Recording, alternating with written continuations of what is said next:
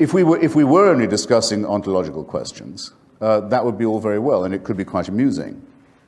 I could say that you require a higher degree of standard of proof for your proposition than I perhaps do for mine, and you'd probably accept that, and so forth, and we could go back and forth. But we'd be paltering again with the essence of the matter, which is this. The difference between the theist and the deist is as follows. The deist says, may not make sense without some kind of designer. The theist says, when I tell you what to do, Christopher, I have God on my side. The deist says, he can tell what God wants of me, what length I should shave off the end of my penis, if I'm a boy or have a male child, or off the clitoris if it's a female child. He knows to the exactitude what the proportions of that should be, what the diet should be, what the dietary laws ought to be, who I should sleep with, and in what position. And various other things. And since God doesn't ever directly appear and say, do it this way, it's done for him, and this is really convenient, by human representatives who claim to act in his name. So that's why I think your standard of proof should be a great deal higher, because if the reason this point is important to you is because it would mean real power in the only world that actually exists, which is the material world, of you over me. And you wonder why I'm not keen. Okay, I can sink the number, actually, if you like. We know that the species left Africa about 75,000 years ago, having probably shrunk down to about 2,000 or 3,000 people as a result of a terrible climatic disturbance, probably from Indonesia, probably from a predecessor of Krakatoa, which meant that we were this close to joining the 99.8% of all species ever living on the surface of this planet who became extinct. Some design, by the way.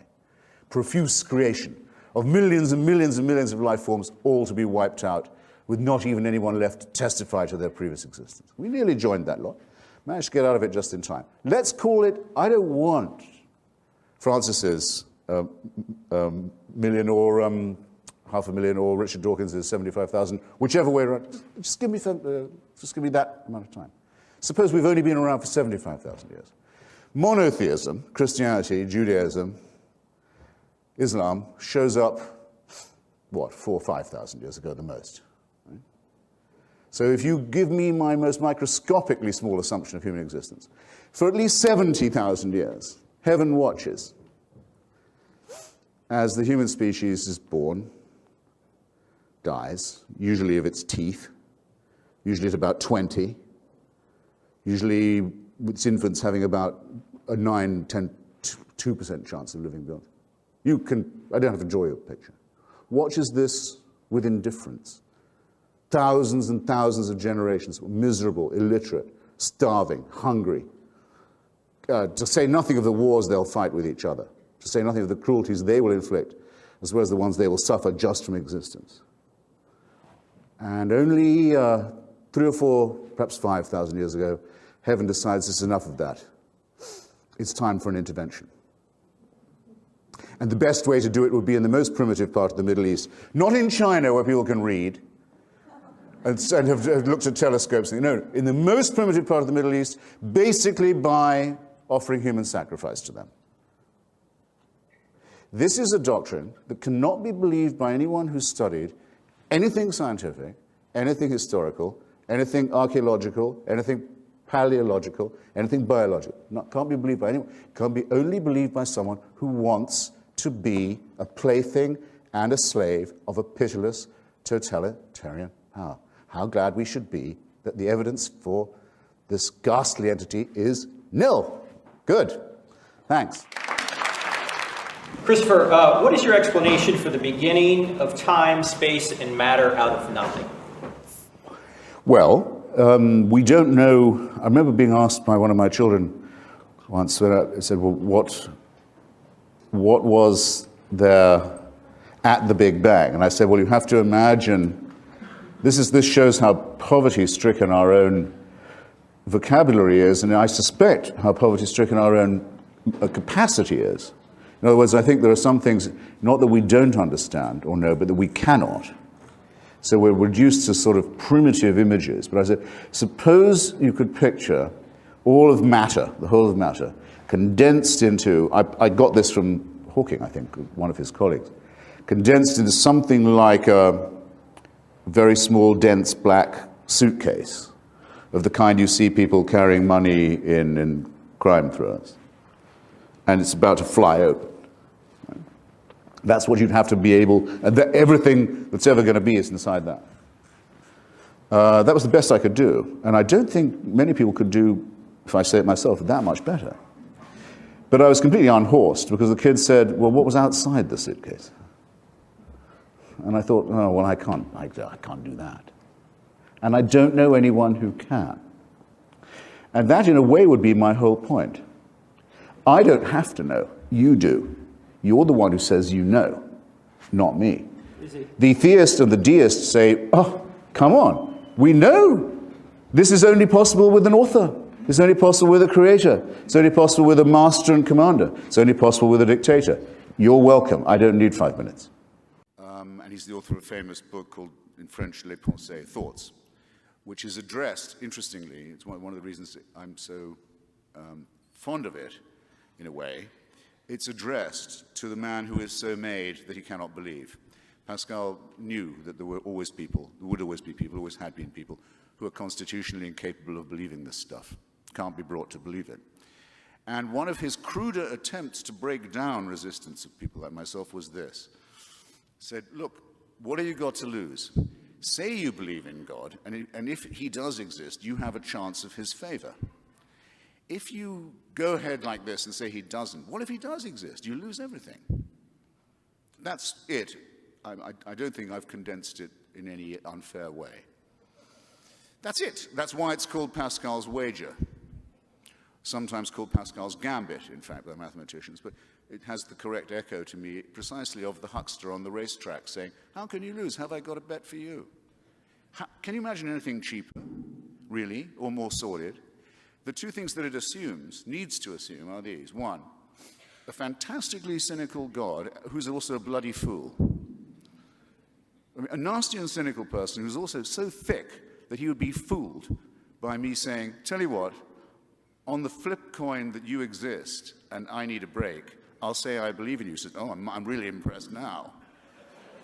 You've just undergone a moral transformation. This Blaise Pascal is considered in the first rank of Christian thinkers, I might add. The second thing it assumes, of course, is the most corrupt and vulgar kind of consumer, the sort of person who would fall for a deal like that and would think, that would be nice. I'll bet correctly. I hope you'll forgive me, ladies and gentlemen, for mentioning this, because I don't at all want to invoke my own particular case in an attempt to gain your sympathy. I'll say it as objectively as I can. Some of you may have read that I'm not very well and may not have very long to live. I find it particularly objectionable that this wager, which Pascal offers to anyone at any time in their life, to be fair to him, tends to be pressed on you all the time, if you don't look as if you're going to last very long, by people who say, surely that now you might be frightened and not feeling at your best and afraid of a smelly and a disgusting end. Surely this would be the perfect moment to repudiate all the convictions of a lifetime. For some reason, that comes naturally to a lot of people of faith. I don't mind for myself, but I think it's the vilest kind of bullying to inflict on people in hospital and people who are in extremis. Anyway, thus my curtain raiser to the great Pascal. Thank you.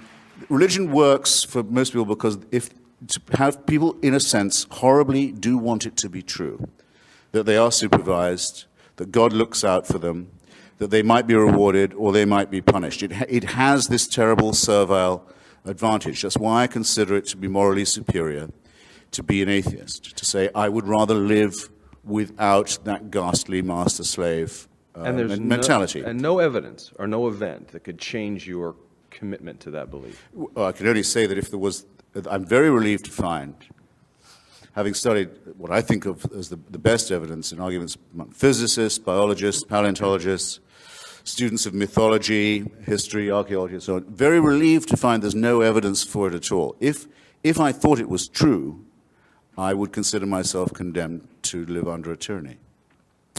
And I've spent my entire life repudiating that idea and helping, I hope, others to think the same. But there is not a chance, of course. There isn't a single chance that anyone will find that, hey, after all, we can definitely know that a virgin conceived or that a condemned felon walked again. And it's quite absurd for anyone to argue in scientific terms as if any of that is even thinkable. What I don't understand, and I suppose I should close by this, is why anybody should be so contemptuous, I suppose is the word, or so insecure about their own faith as not to call it that. Did you hear him say at any point this evening, this is my faith. I believe it in spite of the evidence to the contrary. I lay my life on it. I believe I'm redeemed by it. I think I will live eternally because... No, he has no confidence to say anything like that. Instead, he tries to mix it up in an area, scientific inquiry, where he's no more competent than, hey, even I am. And that was where he made his big mistake. Thanks. Gentlemen,